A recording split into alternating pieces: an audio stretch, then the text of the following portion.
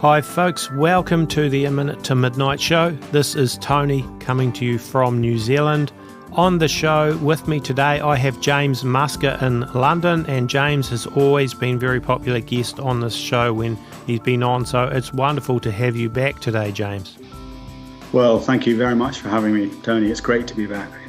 Yeah, and I'm sure this is going to be, well, I've seen your show notes and it looks like it'll be another fascinating discussion. I just want to mention to people briefly that due to censorship on YouTube, I'm currently banned for a bit at YouTube, and one more video, if they take one more video down, the whole channel will get removed. So I'm not posting these videos on YouTube, folks. You need to go to aminutemidnight.com and watch them there, or also on our new Rumble channel. And I'll talk about that again at the end of the show. So, James, what's the topic?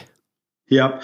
Well, we're going to look at what's behind the virus and the beliefs of the hidden government, the cryptocracy, and how that relates to what's going on. And we're going to look at evolution and transhumanism. So there's quite a lot, quite a strange but interesting sort of rabbit warren that we'll be hopefully going down and seeing what we can spy there. Excellent. Yeah. Okay. So the virus, what's behind it and why? Well, last time we looked at the gain of function back in May 2020, and we came to the conclusion that was then quite controversial, that actually the virus itself was a bioweapon and it came from either China or America. But the first thing to say following on from that really is that, again, that this virus probably is real. Looking at the testimony of doctors who keep on telling me that there is indeed a new illness. COVID is different, people say, because if they've had COVID, they're saying that it's not the same as having the flu. And also they're saying that COVID has affected their sense of smell and taste far more than the flu. And so the symptoms at the end of the day are also harder to shake, and they remain for far longer than the flu normally does. So I do have a lot of sympathies, though, for those people who think that it is all fake. I really do, because there's been so much rubbish and fakery and just plain media games playing with us, overreactions to how deadly the flu is. And that started right at the very start, and it's continued and got almost worse and worse as we've gone through. Remember those people falling down in the street in China right at the start? Yeah. So faked photos, coffins from movies, forklift trucks, etc. So it is kind of understandable that some people have kind of thrown the entire COVID-19 situation under the bus and claimed it to be a fraud. And they're continually lying to us, as we can prove. And we have kind of lost our way, really. So if you're one of those people who think that there really is no virus at all, don't switch off. Just keep going with this, because if we do apply 9/11 methodology to the virus, I think we get into all sorts of trouble. Because on 9/11, as we know, there were no Muslims, there was no kerosene, there was no pancake claps or anything like that. It was something completely different.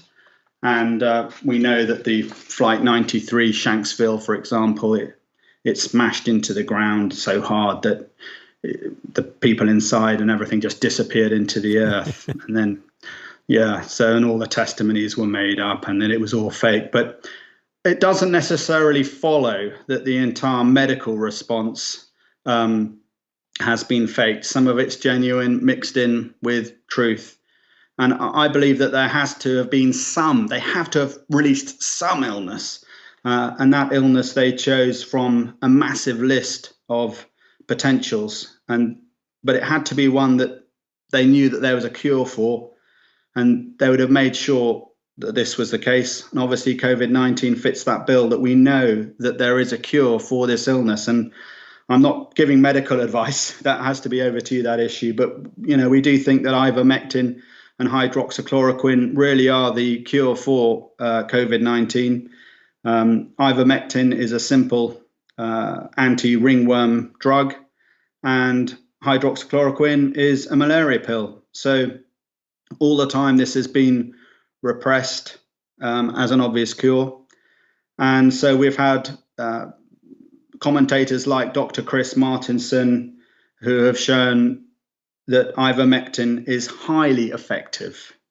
And the evidence is really quite irrefutable, I would suggest, at reducing the symptoms of COVID-19. But of course, you can't buy it anywhere. You can't buy it in England. It's basically banned. And you can buy it from hooky places in China and Singapore and India, but not in England. I don't know about America. Actually, in Eastern Europe, I heard that you could buy it there as well with a prescription. But hydrochloroquine is totally a harmless drug as well. That's been used for 65 years, and yet they were saying that it was unsafe. The Lancet publication, which was back in June 2020, they published research which said it was dangerous and would cause death. But in the end, someone woke up to this and said, this is madness, this isn't true. And so that publication they pulled, and then the Lancet retracted the hydrochloroquine study that they had done, saying that it was actually incorrect. But the damage had already been done, that the anti-malarial drug could indeed be used to curb COVID-19. But it was too late. The information was out, and the media hid it afterwards. So all of this COVID-19 is really a type of false flag. You know, the other thing, just jumping in there quickly, is you don't hear hardly any mention of boosting your immune system as a response to this as well. And yet there's so many things out there that are saying, for example, that vitamin D and vitamin C and vitamin A and zinc, all of those things, if you're taking those, they make a big impact against the COVID-19 as well. But you won't hear any of that because it's all about we've got to be vaccinated. Yes, this vaccination idea is very, very worrying, and we're going to look at it a bit more. But yeah, you've got a human immune response system. You can use that to fight the virus. I haven't had it, so I don't know what it's like, but it's really a kind of deep state deception, this COVID-19. And in terms of the Hegelian dialect, it's the normal problem, reaction, solution. So we have another setup. We've got the problem, which is the COVID-19 novel strain. We've got the reaction, which is the public outcry for medical help and protection, the lockdowns and everything else that we're going through, especially in the UK. We've got the economic collapse, the general panic and chaos is all part of the manufactured reaction.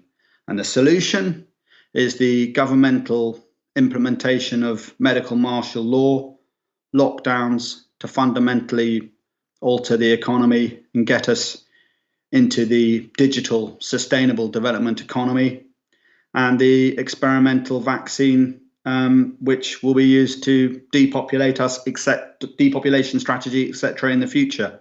So we're going to review where this is kind of going and where it all started. But before we look at that, we'll look at some of the issues that I call nearly useless. So we've got all sorts of things that enable the controllers to keep power over us. And there are a lot of nearly useless reactions and issues associated to it. First one is the models. We've seen models before with climate change, but the epidemiological models are built really upon falsified, exaggerated data. And they're not based on science, but based on politics. And so this is part of the reason why we've got into the dire situation that we're in now. And what are the chances of you actually falling seriously sick and dying from COVID? It's very, very low indeed. For people under the age of 20, it's basically 99.9997%. It's very, very low per 1,000 or million person. Obviously, it's a tragedy. But for people, obviously, as you know, people over 70, it's 95%. So those of us who are between 20 and 69, and sorry if you're over 70, but if you're between 20 and 69, basically it's 99.99%, 99.98%, and that's a survival rate. So this is a bit of an overreaction, really, as you know. The PCR test, that's also another thing that's nearly useless, because we had Carrie Mullis. He said you should not be using the PCR test for finding out if you have a virus. Masks, well, as you know, they're nearly useless. It changes very little and it's not very good for you, and you can still get the illness. And the experimental vaccine is also probably nearly useless. It really is, because from the point of view of curing you, again, it's not really helping you, but it's increasing your body's ability to fight the virus. But it's very high risk strategy. If you had asked me about a month ago what was going on, I would have said that the vaccine is really the solution and the direction that everything's going on. But the trouble is that we've found that there are lots and lots of countries that just don't want to get the vaccine at all. Typically, when you say the solution, do you mean their solution, or do you mean it is a solution? No, it's their solution. They are mad keen to take us into this vaccine world, get us vaccinated every single year. Yeah, so I just want to clarify that. So you're not saying that the vaccine will actually work and cure people and that it's the answer. You're saying that's their manufactured answer to the problem reaction solution. Yes. Yeah, I just wanted to clarify that because I'm sure there'd be some people that would think you're advocating for the vaccine otherwise. No, I'm not. And I think if you get into a debate with friends, and you are going to do that because it's very much in the media, obviously, but talking about pregnant women is a good way forward, because the placenta and what is carried across is very difficult. And the placenta layer, if you've got the mRNA vaccine there, it mimics the illness indefinitely. But they have never worked out the effects that may be having on you as a pregnant person, or any child that you're going to have, or pregnancy that you might end up in. Not all pregnancies are planned. So that's why they're saying that pregnant women should not get the vaccine. So I think that would be a good way to win the argument with people if you're having that debate. So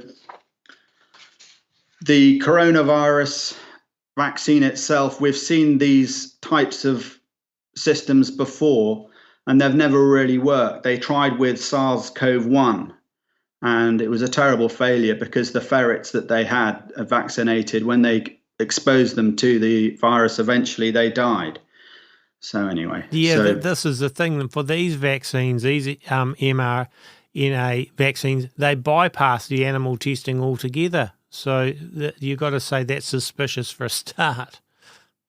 Yes, it is. It is a real concern. And I don't know what percentage of the globe will be vaccinated eventually. But in poorer countries, I think it's fair to say that the percentage of people actually wanting is much lower than in the West. In the West, it's pretty much ubiquitous. Everyone wants to have it. But Eastern Europe, for example, I know that about only 20% of people are saying they want to have it. So you have to be very suspicious of the vaccine. It's going to be an annual event. I certainly won't be getting it. I'll be relying on ivermectin if I fall sick, a drug that's been around for over 40 years since the 1970s. Yeah, if you can get it, yeah, which I haven't. So lockdowns are also another issue that we've been through in the UK here. It's the third one, endless stream of them. And I do wonder if the lockdown and this issue about asymptomatic transmission really, really is true. Could it be a myth? Because it's extremely useful for the controllers, because they can lock us up. But asymptomatic means that you have no symptoms, but you can still pass on the illness. When someone has an infection, there's a period of time after they catch the germ before they have symptoms. And this is called the incubation period. In some cases, people may catch the infection, but they never have any symptoms. But is that really true? So I would suggest that COVID-19 is most contagious when someone has the symptoms. But if you show no symptoms, then you probably haven't got it. Yeah, exactly. Just backtracking slightly a little bit, what about the fact that with the vaccines, basically no one's really liable if things go wrong. there's no liability, and I don't think we're being told the true numbers of people that are dying from this either, because I see a number of people posting, stuff about how badly they've been affected by the vaccines when they've got it, and yet there's no real liability. That's right. They're not going to make sure that it's as safe as it should be if they know from outset that there's no comeback on them. So they made sure of that very early on, and I think that is setting a very dangerous precedent. And it may be the case that nothing happens this year because people are all over it, looking at the vaccine, studying it. Nothing maybe even happens for the next few years, like 3 or 4 years, but 5, 6, 7, 8, then we start to find that actually people are having the vaccine, they're having problems with fertility, all sorts of autoimmune issues. And we know, as we'll come on to, that the population, they want to reduce the population severely. This is a golden ticket for them to be doing that. It's terrible to say, but this is probably the way that they are going to do it. Yeah, well, I mean, this is it. Make people that are vaccinated more susceptible to the next thing that comes along, for example, and bam.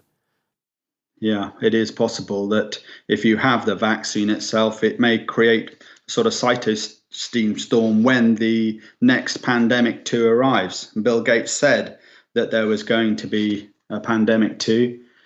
He also thought that by 2022, the COVID situation should have resolved itself.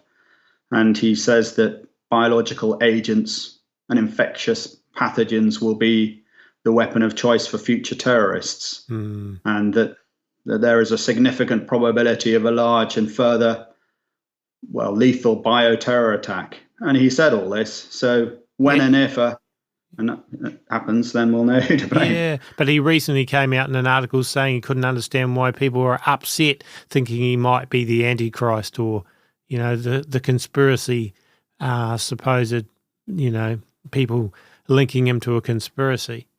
And yet it's pretty jolly obvious why. Yes, it's absolutely. Has he read the Bible, Bill Gates? Does he know about these sorts of issues? No, he hasn't. Well, we don't know if he has or he hasn't, but it shouldn't be a surprise to him that people are upset when he's released a quantum tattoo and the patent just happens to be 666, and the compound that they put in there is called luciferase, and you can't buy and sell unless you have this quantum dot tattooed on your arm. So it shouldn't really be a surprise to him. And the lockdowns as well. This is just a smoking gun. We've got in the UK on the Houses of Parliament, we had this huge, great projection on the Houses of Parliament. Lockdowns don't work, and they're just playing games with us. Do you think if you or I turned up at the Houses of Parliament to projected that sort of message onto it, that they'd allow it? They'd never allow it to happen. It's just controlled opposition. And in the UK, we've got Piers Corbyn. He is the brother of Jeremy Corbyn, who was leader of Labour. He's kind of like part of the fake controlled opposition. And Kate Shimarani and her son pretending to be fighting it out about the vaccine as well. So as per usual, we can see that the opposition to this is controlled by the controllers again. So, it really is an overreaction. And I think if we want to win the argument with people, we need to say that this is all an overreaction, and that they're destroying the economy for what is a nasty flu, let's be honest. But it's because they want to take us somewhere else other than where they are saying. Yes. And so, their science is flawed. And once you start to politicize science, it becomes a political agenda. And it's like a sort of cult destroying information which doesn't fit in with their outcomes and their ideas, and pushing fake and false information such as we've been seeing, and hiding the cure for the virus. And we've got the high priests of the current situation, of the liars and cheats such as Fauci, Neil Ferguson, Jeremy Farrar, Chris Whitty, Tedros Ghebreyesus of the WHO. they're all technocrats, really hiding behind this science. And do they know that there's a cure for COVID-19? Well, I would argue they do. So they're hiding the information to take us into a different economy and a different social setting than we think. Yep. Yeah. It's all about the Great Reset, and you know, like you say, they're hiding the true information, and they with the various cures and the natural ways of fighting this and all that, and it's all about push these vaccines, these experimental vaccines. It's just unbelievable how much they're pushing it, and you know, to make it virtually impossible to be part of the system if you don't take it, is what they're trying to achieve. And whether they get there, we'll have to wait and see. But it's certainly pretty obvious that that's what they want. You can't do this, this, and this unless you get vaccinated at some point, and so on. So it's a pretty nutty scenario, but people are buying into it. You know, I've seen articles, people desperate to get the vaccine. I mean, good grief. Yes. It's quite interesting to see Vernon Coleman. He talks about the vaccine, and he is a hardcore doctor, and he mentions that anyone who says that vaccines are safe, you know, is lying. They haven't done the research. So there are an awful lot of people out there who are just presuming that it's okay, but also they don't have the background information to be able to know what the long-term agenda is. And my book, The New World Religion and the Beliefs of the Elite, I wrote that before the virus, and I was slightly guessing at all of this based upon what was coming out. But practically every single piece of long-term strategy of the New World Order has been kind of in some way proven correct, according to their writings. So, and that book of yours is excellent. If people haven't got it, they should try and get a hold of it. Even though it's pre-virus, it certainly has a lot of great information in it. Thanks, Tony. So, I'm trying to write another sort of sequel to it. But good. And of course, thanks. The virus, the situation is mentioned in the Bible. If you look at Revelation 18:23b, so we've got where the fall of Babylon is depicted from verse 21 to 24. It states that all the nations were deceived by the poisoners of medicines. It's actually translated, the Greek word is pharmakia. So it says, for your merchants were the great men of the earth, for by your sorceries, poisoners of medicines, all the nations were deceived. So the Bible reveals that Babylon will deceive all the nations by pharmacy. So there we have it. That's really interesting. Yeah, that word pharmakeia or pharmacy, or however you pronounce it, the Greek word. I hadn't actually realised that, you know. It's a light bulb moment, really. Yeah, for your merchants were the great men of the earth, for by your sorceries of pharmakeia or whatever, all the nations were deceived. That's a really interesting point. I'd not actually thought of that myself. So, Yeah, it's interesting to note that it is actually mentioned in the Life Bible, the Spirit-filled Life Bible, NKG version. It has it there anyway. So, and then from the opposite angle, if we look at this picture of Baphomet, I'm sorry to bother you with that horrible picture, but this this is the god of kind of Freemasonry and some of these high-level magic ritual. It's to do with, it's a Hermetic religion mixed in with basically occultism. But if you look at the top, you can see that there's the fire there, and that's what I normally look at. And that's, if you look carefully, you can see in the outline of the fire between the horns, you can see a bird, and or it's an owl, or possibly a phoenix. And this is not on all of the pictures of Baphomet because some of the people didn't notice it, but it's a reference to the rulers of this world, the symbol of the Illuminati, which was the owl. Yeah. And the owl is also on the corner of the $1 bill. But that's not what I want to draw your attention to. On the lap of the androgynous creature is the staff of Asclepius, the symbol of medicine, the son of Apollo. And it's the snake intertwined with the rod of Hermes. It's a symbol of medicine. It's similar to the symbol of the World Health Organization and many other health organizations.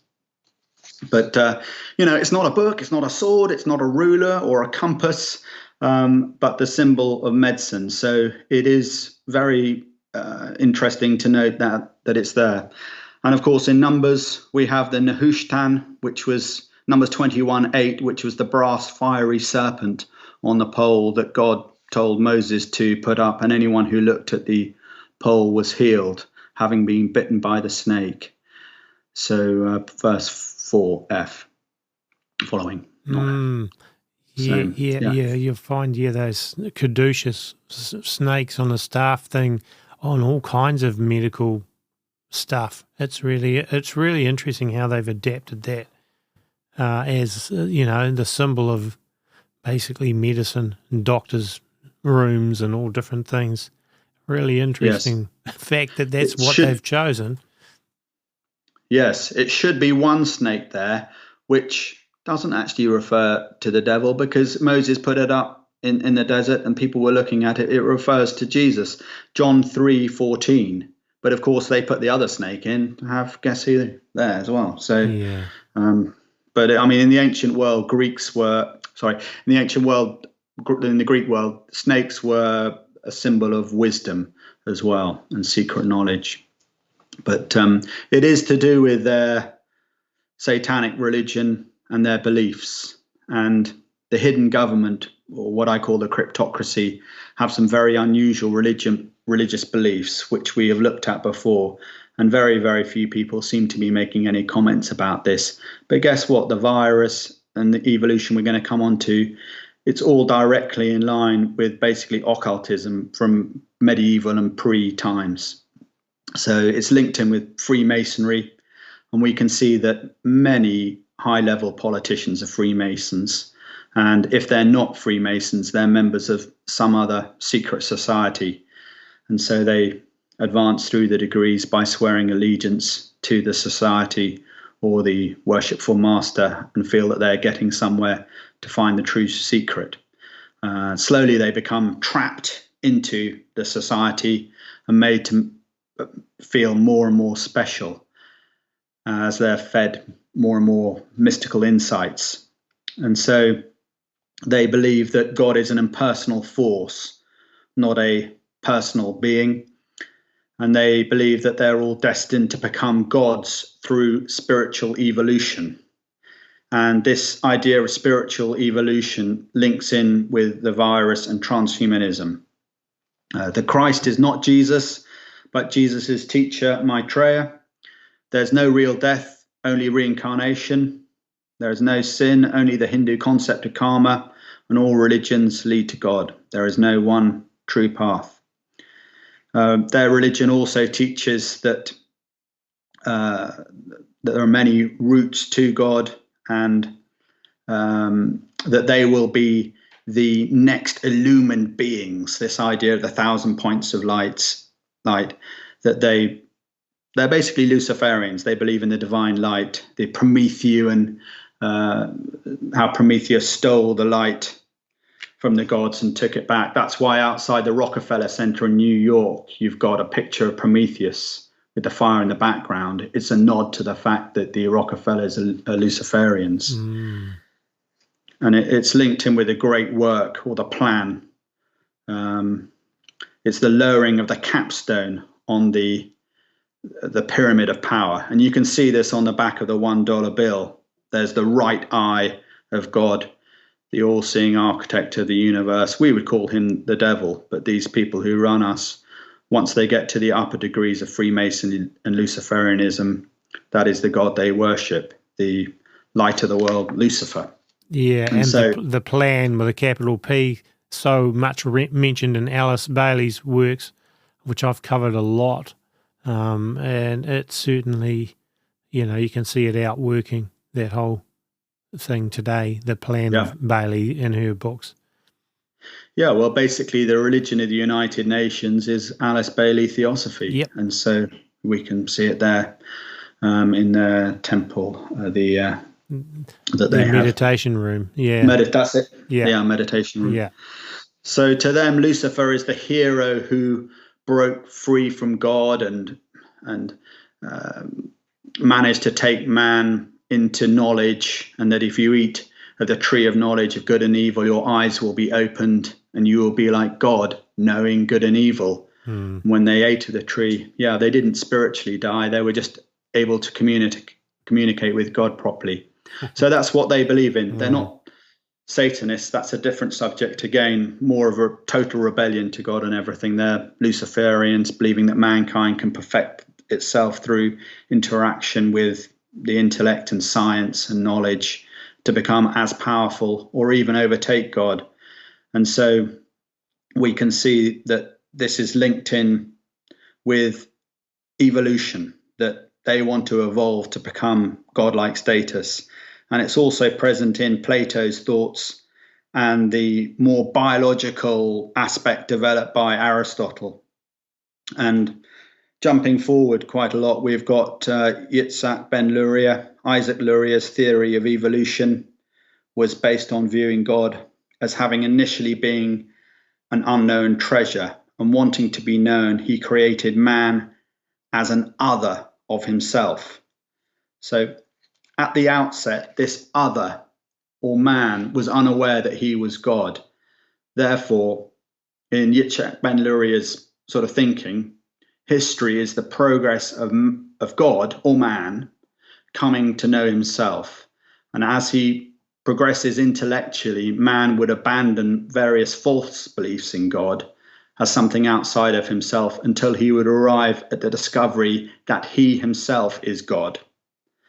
So this is the concept of evolution of man to Superman. And it's basically what transhumanism teaches.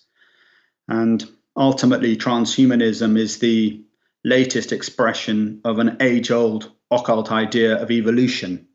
For example, the creation of the homunculus first appeared in alchemical writings of Paracelsus.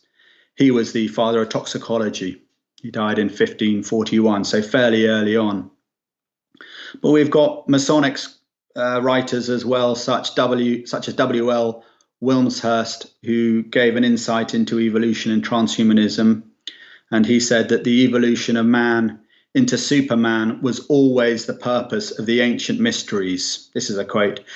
And the real purpose of modern masonry is not the social and charitable purposes to which so much attention is paid, but the expediting of the spiritual evolution of those who aspire to perfect their own nature and transform it into a more godlike quality.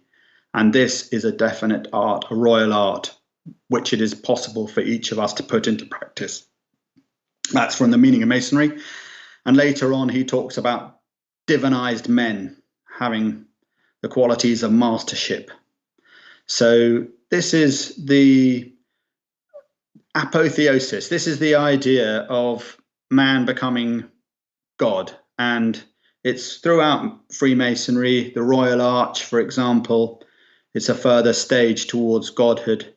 And it's an extremely dangerous concept, and it's going to end in disaster probably. So this idea of evolution taking us forwards into transhumanism. So it's also linked in with the idea of evolution being war. So you've heard of that expression, perpetual war for perpetual peace? Yes, yeah, yep. And so we know also that war is very important to the elites, since they can get more done in 5 years of war than in 50 years of normal society. And we know that from Norman Dodd and the information that he provided to the Rees Committee, who investigated the foundations, in particularly the Carnegie Foundation. And Edward Griffin, he interviewed Norman Dodd in 1982. I mention it in the book. But of course, it's not only Norman Dodd that verifies this idea of war is evolution, but it's also the slogan from the 1984 book George Orwell, War is Peace. And the entire economy, what he called the machine, had been developed into a strategic war weapon against its own population. Society was stable only because of war. And so by having all the wars, the cryptocracy see the fulfillment of their doctrine of Darwinism. And this is why in the 20th century we've seen so many wars. And it's corroborated in the writings from Iron Mountain, for example. We can see that they have to have war to maintain control, create nationalism, and stop society from rebelling against them, not to mention the incredible profits that they can make from war. So in the broadest context of this, we've got the idea of the elite occult Darwinian doctrine, or the Orwellian dictum of war is peace, becomes war is evolution. And so it's a hard concept, but war is peace, war is also evolution. This virus war that we're going through is the next major step in the evolutionary script that the elite have written for humanity. It is a vital part of the occult Darwinian doctrine of the scientific technocratic government. War is a type of alchemical process, in their view, which facilitates mankind's evolution into the next step. And so it eventually leads to the mass consciousness unified with the omniscient, with God. In other words, war is a type of method of converging all the various factions and groups, even nations, into the one world government. This is the way that they think. So on the one side, you have war and a society that basically works for them, or you can have peace, but then the society must be in slavery to them. So what do you want, war or slavery? They're both awful outcomes. But I hate to say it, but it shows just such an incredible lack of faith. But maybe in a way, the cryptocracy are right. From their twisted point of view, they can't give us both peace and freedom, in their view. And the hidden government have decided that they want peace because the weapons that countries can manufacture are so devastating. But if they give us this peace, then we must all be slaves. Yeah, wearing masks and constant lockdowns in and out and being forced vaccinated. And yeah, it sounds like slavery to me. Exactly, yes. And so this is in their writings as well. I quote from page 42 of Iron Mountain. The development of a sophisticated form of slavery may be an absolute prerequisite for social control in a world at peace. And report from Iron Mountain was a Rockefeller thing. It was just down the road from Pontantico Hills where they lived. So it's just, yeah, and then they tried to cover it up, and then they said it was someone else who wrote it, and then they admitted they did, then they didn't. It's the usual story. So it's the Darwinian evolution in their view. You've got the thesis, which is the animal. This is for evolution. Animal fighting against nature, the struggle to survive, the survival of the fittest in their view. So the antithesis is nature, but the synthesis is the evolution of new creatures. So you've got animal, nature equals evolution. But now this time we've got us humans, we are the thesis, fighting against the virus as the antithesis. And the eventual solution will be transhumanism. So you've got human, virus, and everything to do with that equals transhumanism. So in order to get to transhumanism, they need this new mechanism of war. It's just that the war, we're so unused to their style of doing things with this virus. It doesn't look like war, but actually it is a war on us as the individuals. And so it's the struggle of existence against the virus that's going to take us into transhumanism. And so it's part of their dialectic solution. And that's why we're going to have this endless biomedical security health problem war, which I think will go on for a long time. And Bill Gates said it was 2022, maybe, but I think it will go on probably 5 years or something like that. Yeah. Yeah, and the vaccine, vaccines certainly play into the transhumanism thing too, big time. Yes. And of course the slavery with all the lockdowns and the constant having to wear masks and back in and out. You can't work, you can work. Yes, your business is allowed to open. No, it's not because it's non-essential, and so on and so on. It goes and keeps going. Yes. Yeah. And not to mention that this type of perpetual war will come with death. And this will bring us to depopulation. And I can't think of a better way of doing it than having everyone taking a virus every year. You can hit targets with that country, these people, and it needn't be the hard kill you're going to die. It's just you won't have kids. So they're just going to do it between now. And we know that they're going to reduce the population. It's from many, many writings. And if you don't believe that, then there are lots of places where you can find out about it. So I do urge you to research it, because it's very, very important. Because the hard reality really is that the hidden government, they don't need us. Yeah. Not really. They don't need us. They will have everything automated very soon. And so the depopulation strategy has started. It's the start of the soft kill. And we're using up their precious resources. Oh, yeah. So this is it. It's all the whole green agenda and the climate change agenda, which we won't go into, but it all fits into it as well. Yes, it fits in very, very well indeed. And everything that they're doing about the Great Reset also is directly in line. And the Great Reset seems to be exactly what they've been talking about since about 1990 or 1992, Rio Earth Summit, or before. Yes, it is. In fact, I should have a video out before this show, James. I hope to get out today. I've been working on a video on that very subject. So I should probably have that out by the time people hear this video with you on. I should have had the other one out. So I show you very clearly that that Klaus Schwab's mentor was Morris Strong. So, and he admits that. So there we go. We got the whole connection to the Rio Earth Summit, and you've covered that before with Morris Strong and things. And so it is. It's a progression. Yes. Yeah. And also, Morris Strong was a New Ager. Yeah. Hardcore. He even started up the Bacca sort of spiritual center. Yes. So he wasn't a Christian. He was, it's extraordinary. Yeah.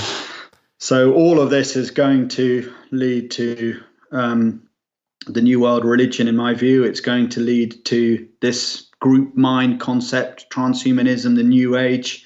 And I put in the book that it's all leading to the neural hive network, which is kind of the group mind idea. And the transhumanists, they want to upload their consciousness into robots so they can live forever and be plugged into the beast system. Sounds horrific to me. Yeah. And it's directly in line with their Masonic beliefs. And their desire is so strong to do this that they don't care about bending a few rules here or there. Their idea and thoughts are so ordained by God in their view that it doesn't matter what they do. So no wonder we're seeing them take down videos that are explaining what's going on, herding people around as they are, lying to us continually about just about every aspect of this, hiding the fact that there's also a cure for it. So it's to do with Freemasonry, Theosophy, Kabbalah, Luciferianism, and the concept that the divine light and man will be able to conquer nature and the universe and even God, to become a god as well. So Teilhard de Chardin, he was a Jesuit priest, died in about 1952. He wrote that the point of all evolution up to this stage is the creation of a collective organism of mind. So the belief that human evolution will culminate in the development of a collective consciousness. And he spoke about the noosphere, or the global mind.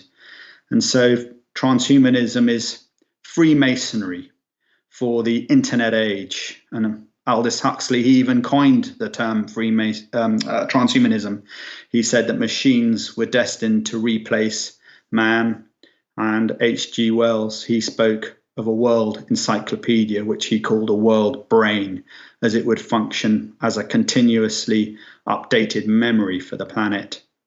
And some theosophists believe in that concept as well. And Alice Bailey mentions that that this will all happen in this century, and that her teachings also teach that when evolution, there's a successive stage in the evolution of human consciousness. When there's a big shift, then it would also be associated with some terrible war or depopulation event. So in order to get us into the new age, there's going to be all of this trouble that we're going to face.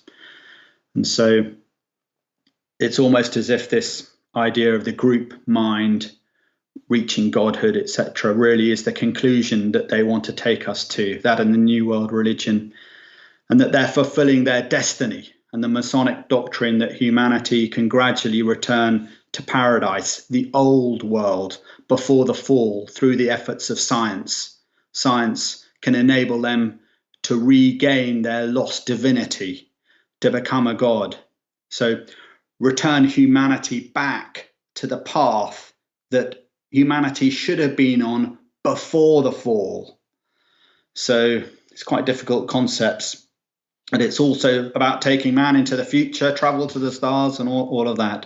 And this concept has thrown light, I think, on the Georgia Guidestones, because it says that they wish to maintain humanity at 500 million people. But what I think it could mean also is that they're actually referring to returning the earth back to the same number of people that it was in the ancient days, in the golden age, in their view of Atlantis or Greece, in the ancient world, the idealized version of the old world where there was only a population of 500 million.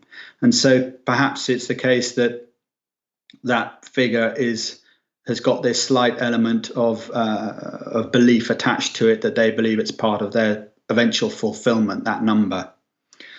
So yeah. So I think it's going to take us. This is what really the vaccine is all about. It's to get us used to receiving medical manipulation and enhancements. They could have put the vaccine in the water. They could have told us that we want you to have the flu jab every year and you get paid. There are lots of ways they could get things into us, actually, if you analyze it. But I think that means, therefore, that they're putting the vaccine into us is a slightly different strategy from what we really think it is. And they're getting us used to being biomedically scanned when we enter into a shop or go to the airport or even the train station. They're getting used to us gaining enhancements and becoming machines. They want us to be the drone workers, and their goal is the evolutionary transition of themselves to divinity through technology. That is man becoming God, apotheosis. But if you like that idea, it's probably not going to be for you or I. It'll only be for the top elite families. But I think the idea of living forever, it mentions it in Revelation, doesn't it? The idea of living forever. It's a very dangerous concept, and it's very much in line with transhumanism. And that's why Daniel, in chapter 2, he talks about the people of clay and the people of iron. And so, yeah. So it's all to do with preparing us for the next step into their beast system, what they would call the New World Order. So there we go. It's a Luciferic initiation of David Spangler as well, to be connected to the hive mind. And so all of these events are happening. It's kind of religious at its core. And this is their goal, to take humanity now as fast as they can into the group mind scenario. And it's probably the case that they're 5-10 years ahead of where we are anyway. For example, the weapon they used on 9/11, we still don't know what that really was. So their science has come of age, and they can realize this. It's all within their grasp now. The only thing really in their way are the vast number of peoples. So that's what I think's happening. Yeah, and so you're writing a new book on all of this stuff. Yes, that's right. That's right. And hopefully I'll have that ready fairly soon, by the end. Well, maybe not by the end of the year, but I'm aiming for the end of the year. I'll just keep on plugging away at it. I've been so busy with work of late. So, but okay, yeah. And people can still get your original book, right? Yes, they can. Yes, the New World Religion. and the Beliefs of the Elite. It's available on Amazon, and it explains about people like Maurice Strong and how the agenda for Agenda 21 is directly in line with the concept of rolling out a syncretic, joined-up religion, get everyone together in that way. It's a very dangerous concept, and in order to do that, they've started up the United Religions Initiative and various other schemes to take us into their new system, which is really kind of like economic. Yeah. So. Excellent. Well, that was another fascinating discussion. Probably one of these type of shows to listen to a couple of times and get it all, let it all sink in and research some of the people you mentioned and so on. So yeah, I want to say thanks heaps, James. It was very, very much an interesting discussion. Thank you very much for having me on again, Tony. It's a pleasure. It's always a pleasure to have you on the show too. Thanks. I'd love to come over again, in a month or so. Yeah. That'd be awesome. Yes. Thanks. Yeah. So folks, remember to go to aminutemidnight.com and make sure you go down the right-hand side and subscribe to our email list if you haven't already done so. That way you'll get notified of all of our new videos, which will be primarily put on our website and also on our Rumble channel, and you can get audio versions on iTunes. So those are the main places to go rather than YouTube. YouTube will become just basically a place where I put benign trailer videos and things and lead people to the other sites for the most part, because I can't risk losing the 400 videos or so that are already on our channel. But one more strike and one more banned video and they'll ban the whole channel, so I have to be very careful. A Minute to Midnight is run 100% by donations, and you can donate to us at the website aminutemidnight.com if you want to, and that's always greatly appreciated, the people that do help us. The music used in the shows I've written, played and recorded, and you can download music for free on aminutemidnight.com as well. Well, God bless folks, and hopefully we'll be back with another show, God willing, in a few days' time.